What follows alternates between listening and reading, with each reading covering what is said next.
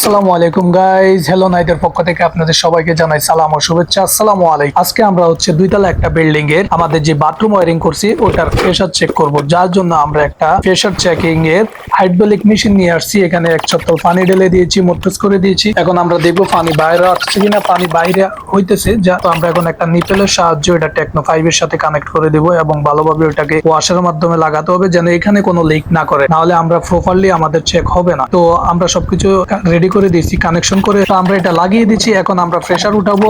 আমি নিজেই চাপতেছি কাটাটা উঠানামা করে কিনা।